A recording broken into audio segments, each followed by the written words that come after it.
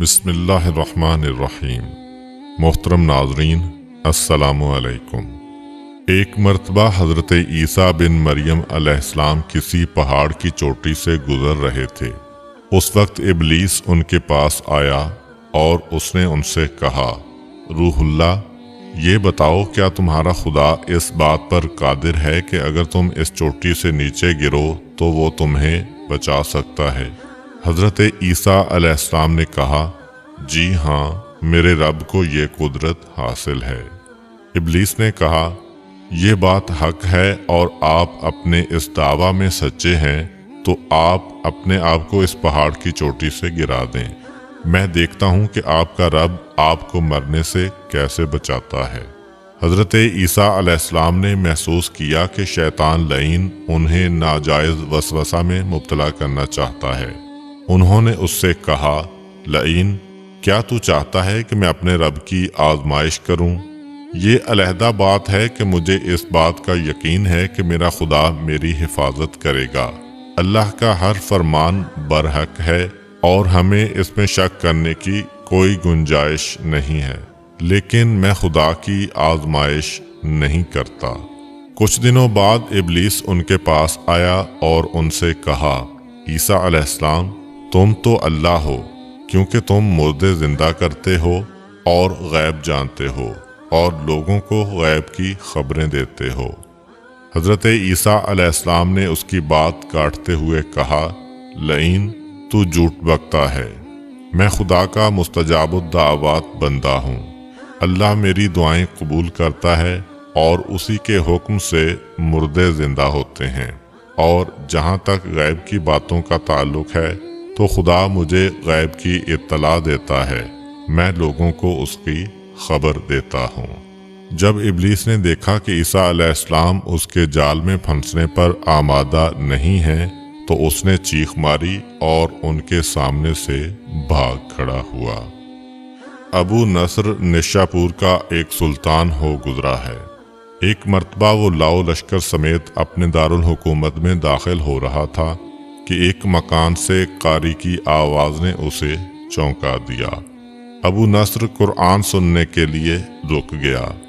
قاری نے دلسوز آواز میں سورہ آل عمران کی آیت نمبر 26 کی تلاوت کی، جس کا ترجمہ یہ ہے، آپ کہہ دیں کہ اے اللہ، تو ہی مالک الملک ہے، تو جسے چاہے سلطنت عطا کرے اور جس سے چاہے سلطنت چھین لے، اور جسے چاہے عزت دے اور جسے چاہے ذلت دے، تمام بھلائی تیرے ہاتھ میں ہے، بے شک تو ہر چیز پر قدرت رکھتا ہے۔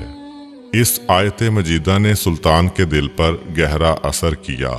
وہ یہ آیت سن کر کانپ اٹھا، گھوڑے سے اترا اور رکوع کیا، پھر سجدہ بجا لایا۔ کچھ عرصہ بعد اس قاری کی وفات ہو گئی۔ اس کے ایک دوست نے خواب میں قاری کو دیکھا کہ خدا نے اسے جنت میں عظیم مقام عطا کیا ہے۔ اس نے قاری سے پوچھا کہ تجھے یہ مقام کس وجہ سے نصیب ہوا ہے؟ قاری نے جواب دیا، میں تو ایک بدکار اور گناہگار انسان تھا، میرے نامہ اعمال میں کوئی خاص نیکیاں نہیں تھیں، مگر اس کے باوجود خدا نے مجھ پر خصوصی کرم کیا اور مجھے یہ مقام عطا کیا، اور خدا نے مجھ سے فرمایا، تو نے دنیا میں ایک سلطان کو ہماری عظمت یاد دلائی تھی، اس کی وجہ سے ہم آج تجھ پر رحم کر رہے ہیں اور تجھے بلند مقام عطا کرتے ہیں۔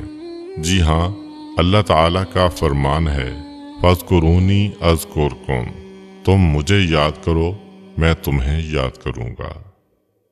پرانے زمانہ میں انطاکیہ ایک بہت بڑا شہر تھا۔ یہ شہر ایشیائے کوچک میں واقع تھا۔ اس شہر کی لمبائی 12 میل تھی اور اس میں انسانوں کی ایک بھاری تعداد قیام پذیر تھی۔ انطاکیہ شہر کے لوگ گمراہ اور ظالم تھے۔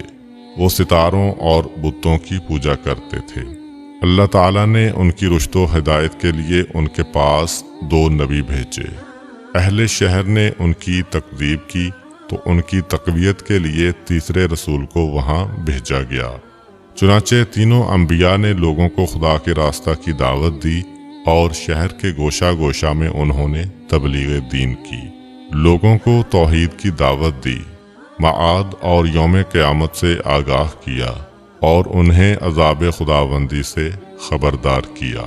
اہل شہر بڑے بدبخت تھے۔ 3 انبیاء کی مشترکہ تبلیغی کوششوں کا ان پر کوئی خاص اثر نہ ہوا اور پورے شہر میں صرف 40 افراد نے ہی دعوت حق کو قبول کیا۔ شہر کے دوسرے لوگوں نے تینوں انبیاء اور ان کے پیروکاروں کو پکڑ کر انہیں سخت اذیتیں دیں اور ظلم کی انتہا یہ کی گئی کہ ان مظلوموں کی گردن میں سوراخ کر کے اس میں رسیاں ڈالی گئیں اور شہر کے ظالم لوگ رقص بسمل سے لطف اندوز ہوئے۔ اس شہر میں ایک مرد مومن رہتا تھا جس کا نام حبیب النجار تھا۔ وہ ان انبیاء پر ایمان لایا تھا لیکن وہ اپنے ایمان کو مخفی رکھتا تھا۔ وہ شہر میں بڑھئی کا کام کرتا تھا۔ اسے جو مزدوری ملتی تھی وہ اس کو 2 حصوں میں تقسیم کرتا تھا۔ ایک حصہ اپنے اہل خانہ کو کھلاتا تھا اور دوسرا حصہ غرباء و مساکین میں تقسیم کرتا تھا۔ جب حبیب النجار کو اس ظلم کا پتہ چلا تو انہوں نے اپنی قوم کو تبلیغ کرتے ہوئے کہا، اے میری قوم، ان رسولوں کی پیروی کرو، ان کی اتباع کرو جو تم سے کوئی اجر نہیں مانگتے اور وہ راہ راست پر ہیں، اور میں کیوں نہ اس ذات کی بندگی کروں جس نے مجھے پیدا کیا ہے اور جس کی طرف تم سب کو پلٹ کر جانا ہے۔ کیا میں اس ذات کے علاوہ کسی کو معبود بناؤں؟ جبکہ اگر خدائے رحمان مجھے ضرر پہنچانے کا ارادہ کر لے تو ان کی شفاعت مجھے کوئی فائدہ نہیں دے سکتی اور نہ وہ مجھے چھڑا سکتے ہیں۔ تب تو میں صریح گمراہی میں مبتلا ہو جاؤں گا۔ میں تو تمہارے پروردگار پر ایمان لے آیا ہوں، لہٰذا میری بات سن لو۔ کیا میں اسے چھوڑ کر دوسرے معبود بنا لوں؟ حالانکہ اگر خدائے رحمان مجھے کوئی نقصان پہنچانا چاہے تو نہ ان کی شفاعت میرے کسی کام آ سکتی ہے اور نہ وہ مجھے چھڑا ہی سکتے ہیں۔ اگر میں ایسا کروں تو میں واضح گمراہی میں مبتلا ہو جاؤں گا۔ میں تمہارے رب پر ایمان لے آیا، تم بھی میری بات مان لو۔ لیکن ظالم لوگوں نے ان کی بات پر کان نہ دھرے اور ان کی نصیحت سن کر خواب غفلت سے بیدار نہ ہوئے، بلکہ ظالم درندے یکدم اس پر ٹوٹ پڑے اور بیچارے کو اتنا مارا کہ اس کی آنتیں باہر نکل آئیں۔ پھر اس کا گلا دبا کر قتل کر دیا اور لاشا کو ایک کنویں میں ڈال کر اس میں مٹی ڈال دی گئی اور وہ کنواں اس کا مدفن بن گیا۔ بعض روایات کے مطابق ظالموں نے اسے پکڑ کر آری سے 2 حصوں میں تقسیم کیا تھا۔ ایک اور روایت میں مذکور ہے کہ لوگوں نے اس کی گردن میں سوراخ کیا اور اس میں رسی ڈالی اور پھر اسے صلیب پر چڑھا دیا، جہاں اس کی موت واقع ہوئی۔ حبیب النجار کو موت سے قبل انبیاء دکھائی دیے تو اس نے یہ آخری الفاظ کہے، میں تمہارے رب پر ایمان لایا ہوں، میرے گواہ رہنا۔ اس کے بعد اس کی روح قفس عنصری سے پرواز کر گئی۔ اللہ تعالیٰ نے اس کی قربانی کو قبول کیا اور اسے عظیم ثواب دیا۔ اس کی روح جیسے ہی جسم سے جدا ہوئی تو اسے جنت بھیج دیا گیا، جیسا کہ قرآن مجید بیان کرتا ہے۔ حبیب النجار کو نیک انجام مبارک ہو۔ امید کرتا ہوں کہ آپ کو آج کی ویڈیو اچھی لگی ہوگی۔ اگر آپ کو ہماری ویڈیو اچھی لگی ہے تو ویڈیو کو لائک کریں اور مزید اس طرح کی ویڈیوز دیکھنے کے لیے ہمارا چینل سبسکرائب کر لیں۔ ملتے ہیں نیکسٹ ویڈیو میں، اجازت دیجیے، اللہ حافظ۔